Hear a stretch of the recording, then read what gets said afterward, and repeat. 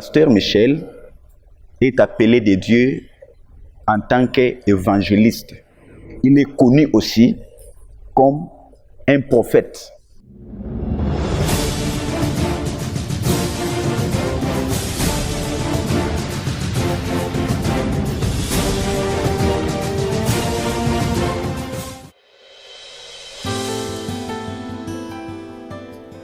Un virus dénommé coronavirus, qui prend racine dans la ville de Wuhan en Chine, s'incruste dans la vie des populations mondiales. En un temps record, il embrasse le monde entier. Aucune nation n'est épargnée. Les morts se comptent par dizaines et même centaines de milliers, tandis que les personnes contaminées par centaines de millions.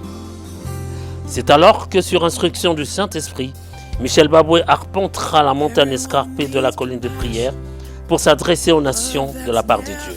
Nous sommes le 23 mars 2020.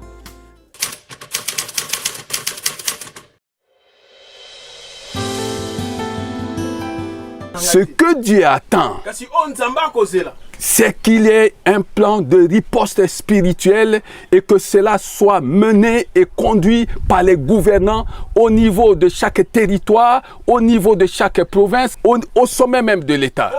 La riposte scientifique est une bonne chose, mais la riposte spirituelle est la meilleure. Alors qu'on annonçait la grande catastrophe à travers le monde, Dieu s'apprêtait à mettre son peuple de la RDC au large.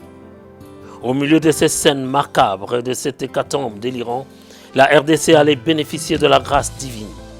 Car ce pays n'allait pas connaître autant de morts qu'ailleurs à travers les nations. Michel Baboué l'avait prédit de la part du Seigneur. On compte des morts ailleurs par milliers, des milliers. Mais au Congo, on ne comptera pas. On ne comptera pas autant de morts qu'ailleurs. Mais l'homme de Dieu a dit, ce qui se passe ailleurs, ce qui se passe ailleurs ne se passera pas ici. On est en train de compter les morts, des milliers et des milliers de morts ailleurs.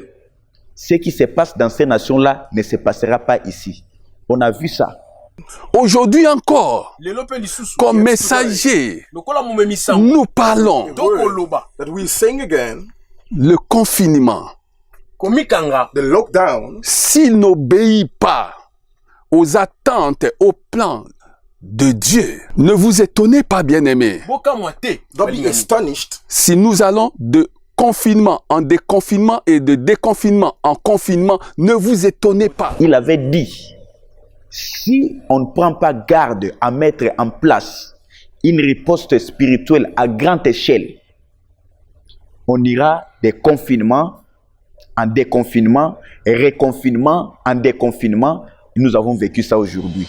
Mais en dépit de ce que vivait le monde, au moment où ce virus ravageait des vies entières, Dieu manifestait son amour, son grand amour envers son peuple, celui de la RDC. Quels sont les événements les plus importants qui ont marqué ce pays? C'est ça le problème. Le premier événement, et là je parle non pas sous un angle politique, mais je parle sous un angle spirituel. C'est d'abord l'indépendance de ce pays en 1960. Ça, c'est l'événement le plus important de cette époque-là. Mais il y a un autre événement, encore beaucoup plus important.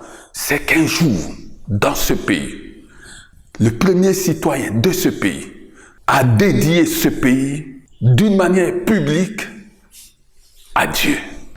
Nabonzi Congo na maboko ya Tata Nzambe. J'annule toutes les malédictions, quelle que soit leur provenance, et je déclare que les ténèbres ne régneront plus jamais sur la RDC. Ce qu'aucun de ses prédécesseurs n'avait fait.